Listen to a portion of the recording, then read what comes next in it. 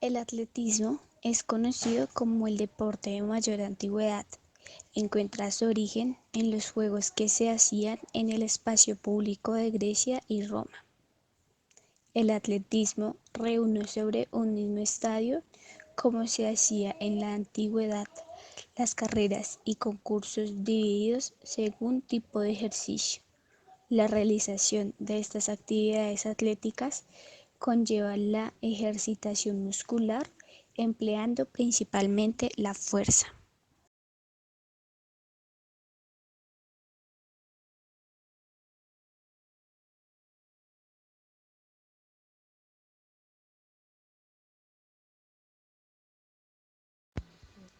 Las principales pruebas actuales son carreras de diferentes metros de duración, maratones, se mide según kilómetros de trayecto, marcha, saltos, salto de altura, salto de longitud y salto triple.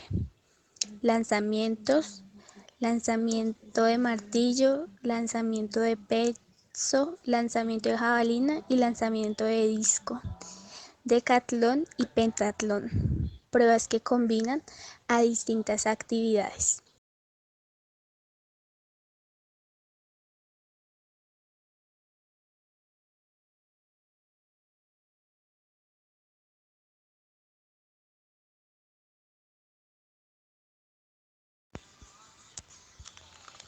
Profesional, carreras de velocidad de 100 a 400 metros, carreras de fondo mayor a 3000 metros, carreras de media distancia 800 a 3000 metros, carreras de rutas o calles, salto de vallas, carrera hacia atrás, salto con pértiga, salto de longitud, lanzamiento de peso, lanzamiento de disco, lanzamiento de jabalina.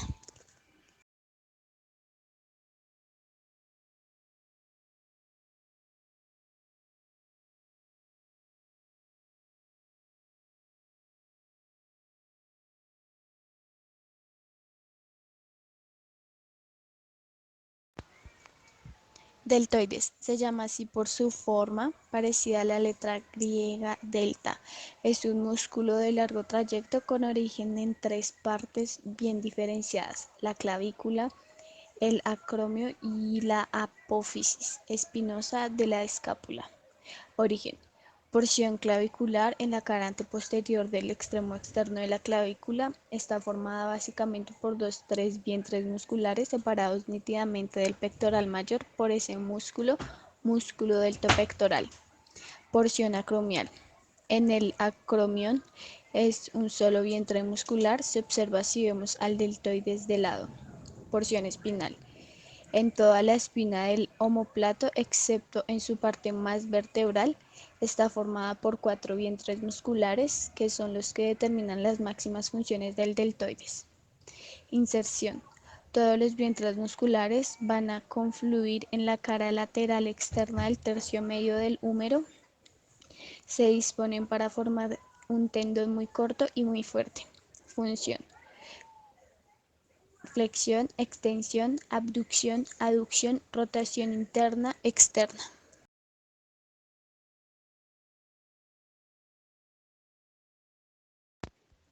Infraespinoso: como su propio nombre lo indica, se origina en la fosa infraespinosa, ocupándola totalmente, y desde ahí su tendón se dirige a la cara postero-externa del trocánter.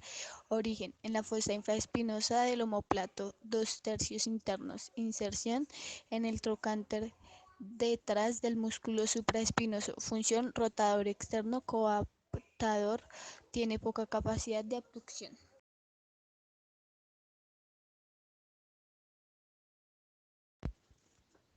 Tríceps braquial: músculo de tres cabezas a las cuales se le da el nombre de vasto interno, externo, medio o largo.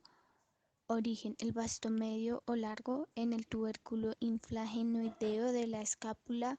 El vasto externo en la cara posterior del primer tercio superior del húmero a lo largo del borde externo. Vasto interno en el borde interno de la cara posterior de los 2/3 inferiores del húmero.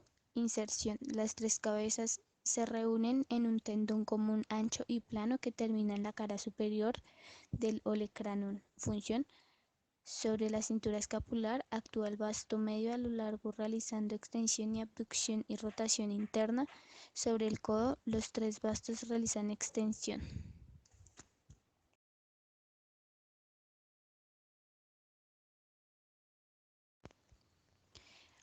Músculo recto abdominal. Descripción: músculo par a cada lado de la línea media que forma la cara abdominal anterior, cubierto por una robusta fascia anterior que multiplica su tensión. Origen: en el borde superior del pubis por medio del pequeño tendón de 2-3 centímetros. Inserción: en la cara anterior en los 5, 6, 7 cartílagos costales y apéndice sigmoides. Están cubiertos por una fascia común que le da a la zona mayor contención y que sirve como vaina para el desplazamiento de los músculos rectos del abdomen. Se trata de un músculo poligástrico formado por 4 vientres musculares separados por 3 bandas tendinosas. La más inferior está a la altura del ombligo, mientras que la más superior está de la octava costilla. Cada zona recibe nervios independientes que inervan cada segmento, excepto la zona intermedia, que se queda sin inervación, convirtiéndose en una aponeurosis. Función: su tono contribuye a mantener la posición erecta y a mantener a las vísceras en su posición. Su contracción unilateral produce inclinación lateral en el tronco hacia el mismo lado. Su tono limita la inspiración máxima y favorece la expiración. Produce flexión en la columna vertebral a través de las costillas. Su contracción aumenta la presión abdominal y contribuye a expulsar los contenidos abdominales en la defecación.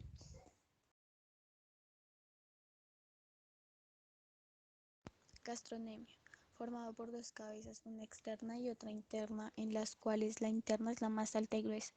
Origen: el gemelo interno en la cara posterior superior del cóndilo femoral interno, mucho más alto que el origen del gemelo externo. El gemelo externo en la cara posterior superior del cóndilo femoral externo realizan una trayectoria curvilínea para ir a formar el vértice inferior del rombo popliteo y van a terminar continuándose en forma de alas de mariposa con un tendón que también recibe fibras por su cara anterior del músculo sóleo y forma el tendón del tríceps o tendón de Aquiles, que contribuye al tendón más fuerte del organismo. Este se dirige hacia la apófisis posterior del calcáneo para ir a fijarse. Inserción: en la cara posteroplantar del calcáneo, aunque no se forma rectilínea, sino con una inclinación hacia afuera que explica sus acciones.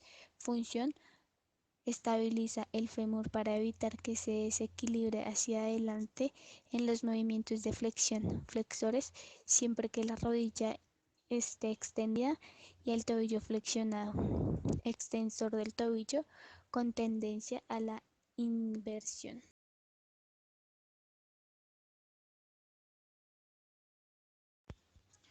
Cuádriceps: músculo superficial de la cara anterior del muslo. Tres de sus cabezas se originan sobre el extremo superior del fémur, crural, vasto interno y vasto externo. La cuarta cabeza alcanza la pelvis, recto anterior. El conjunto de fibras desciende verticalmente a través del muslo, acabando todo el grupo funcionado en un único tendón rotulano. El conjunto forma un músculo más voluminoso y potente del cuerpo, con funciones tan importantes como las de activar las rodillas para agacharse, levantarse, andar y correr. Extremo distal: los 4 haces se unen para formar un tendón común que se inserta parcialmente en la rótula y pasa por debajo suyo para terminar en la tuberosidad anterior de la tibia como tendón rotuliano.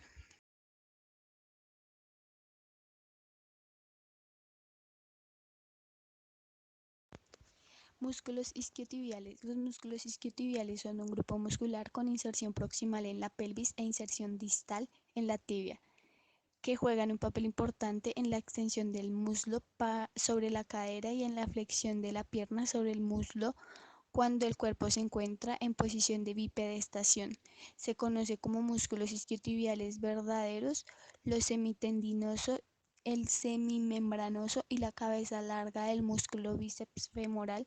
La cabeza corta de dicho músculo no se considera un músculo isquiotibial verdadero, ya que próximamente se inserta en la cara posterior del fémur y a lo largo de la línea áspera y no en el hueso coxal. Se conoce como músculo isquiotibial interno al semitendinoso y al semimembranoso, los cuales se insertan proximalmente en la tuberosidad isquiática y distalmente en el lado medial de la tibia, inmediatamente por debajo de la rodilla. Se conoce el músculo isquiotibial lateral al bíceps femoral, cuyas dos cabezas se insertan por debajo de la rodilla en las caras lateral posterior del peroné. Están inervados por el nervio ciático, a excepción de la cabeza corta del muslo bíceps femoral, que es inervada por la porción peronea de dicho nervio.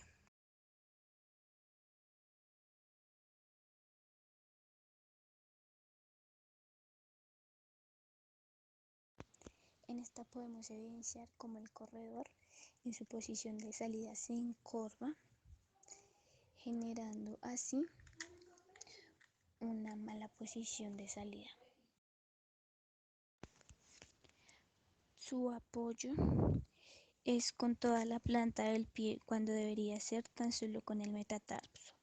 Si elevara un poco más su rodilla derecha, alcanzaría 90 grados y con ello conseguiría obtener una mayor amplitud en su zancada. En esta podemos evidenciar la amplitud de su paso y de su zancada.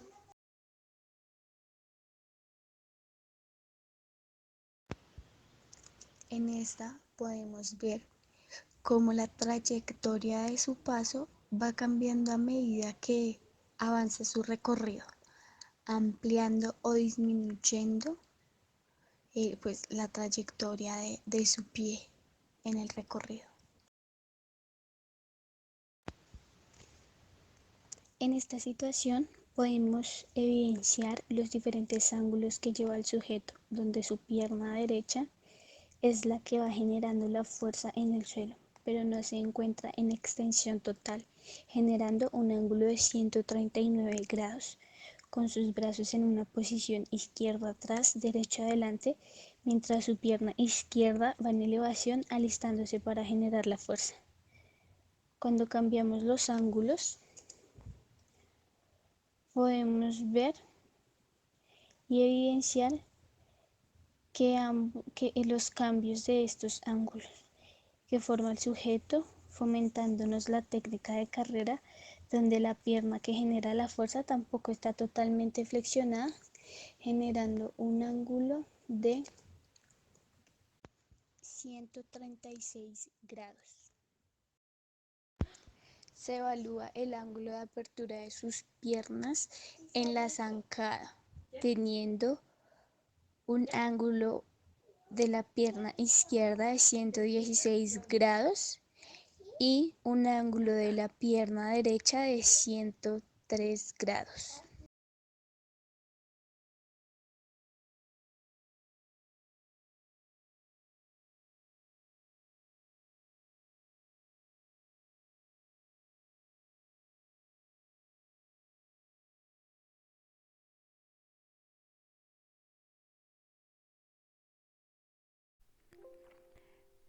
Podemos ver que a pesar de que la distancia es la misma en los tres tramos, su tiempo es diferente en cada uno de ellos. En el primero, por que empieza desde el cero, es más el tiempo que se demora.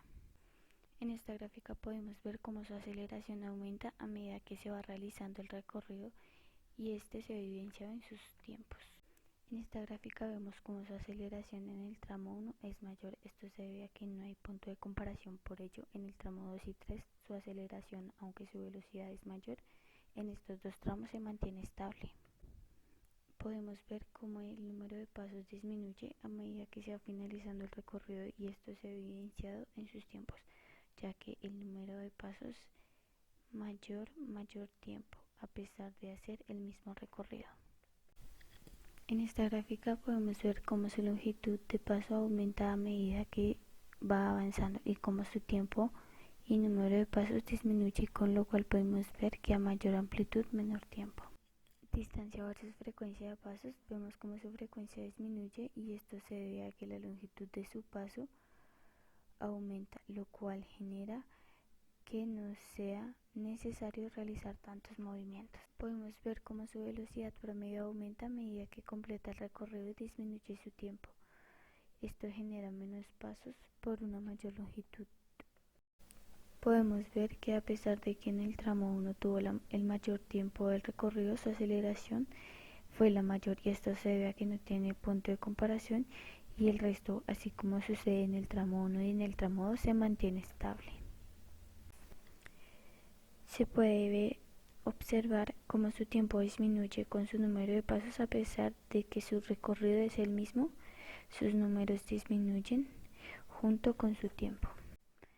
En esta podemos ver cómo cuando su longitud de paso aumenta, su número y su tiempo disminuyen, por lo cual se puede deducir que a mayor amplitud, menor tiempo. En esta gráfica podemos ver cómo su frecuencia de paso disminuye con el tiempo, por lo cual se puede decir que al tener una longitud de paso mayor, su frecuencia de paso será menor, ya que esto implica tener menor movimiento. Podemos ver que su velocidad promedio aumenta, pero no sucede lo mismo con su aceleración. Por el contrario, se puede ver como en el tramo 1 esta tiene un pico más alto y a medida que va pasando el recorrido, su aceleración baja y se mantiene estable. En esta gráfica se puede ver cómo la velocidad promedio aumenta, pero no sucede lo mismo con su aceleración, por lo contrario. Se puede ver cómo en el tramo 1 tiene la velocidad más baja y su aceleración es mayor en el recorrido. Se debe a que su aceleración inicial comienza de punto cero y no tiene punto de comparación, caso contrario con el tramo 2 y 3. Velocidad promedio, número de pasos. En esta podemos ver cómo su velocidad promedio está en aumento cuando su número de pasos va disminuyendo. Esto sucede ya que diferentes variables como la longitud y el paso y frecuencia de paso influyen en este. Podemos ver que en esta gráfica, a pesar de que cada vez disminuye sus pasos, su aceleración solo tiene un pico de 1.0 y luego baja y se mantiene estable en el tramo 1, 2 y 3. Esto se debe a que no tiene punto de comparación y al empezar debe estar desde el punto cero, realidad su mejor aceleración, y luego al entrar en el tramo 2 genera un punto de comparación y esto genera que su aceleración se mantenga estable. En esta gráfica podemos ver que a pesar de que su longitud de paso aumenta en cada tramo, su aceleración se mantiene estable en el tramo 2 y 3 y el pico más alto es en el tramo 1, ya que no se tiene punto de comparación.